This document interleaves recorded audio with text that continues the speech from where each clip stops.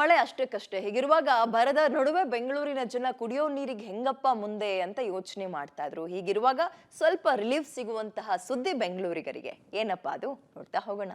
ಬೆಂಗಳೂರಿಗರಿಗೆ ಜಿಲ್ಲಾ ಮಂಡಳಿಯಿಂದ good news. 2024ರ May ತಿಂಗಳಲ್ಲಿ 110 ಹಳ್ಳಿಗಳಿಗೆ ನೀರು.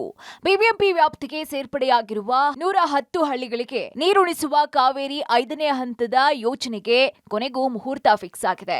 2024ರ ಮೇಗೆ ಯೋಜನೆ ಪೂರ್ಣಗೊಳ್ಳಲಿದ್ದು ಜನರಿಗೆ ನೀರು ಲಭ್ಯವಾಗಲಿದೆ. ಜೈಕಾ ಸಾಲದ ಅನುದಾನದ ಅಡಿಯಲ್ಲಿ 60 ಲಕ್ಷಕ್ಕೂ ಹೆಚ್ಚು ಜನರಿಗೆ ಈ ಕಾವೇರಿ 5ನೇ ಹಂತದ ಪ್ರಯೋಜನ ಆಗಲಿದೆ.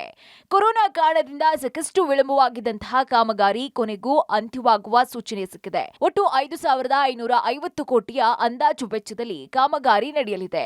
ಮಾರ್ಚ್ಗೆ ಕಾಮಗಾರಿ ಪೂರ್ಣಗೊಂಡು ಏಪ್ರಿಲ್ಗೆ ಪ್ರಾಯೋಗಿಕ ಚಾಲನೆ ಶುರುವಾಗಿ ಮೇಗೆ ಕಾವೇರಿ ನೀರು ಜನರಿಗೆ ತಲುಪಲಿದೆ. ಈ ಬಾರಿ ಮಳೆಯ ತೀವ್ರ ಕೊರತೆಯಿಂದ ಸಾಕಷ್ಟು ಆತಂಕದಲ್ಲಿ ಬೆಂಗಳೂರಿತ್ತು. ಆದ್ರೀಗ ಈ ಯೋಜನೆಯಿಂದ ಕೊಂಚ ರಿಲೀಫ್ ಸಿಕ್ಕಂತಾಗಿದೆ. ಪವಿತ್ರ ಪಬ್ಲಿಕ್ ಟಿವಿ ಬೆಂಗಳೂರು.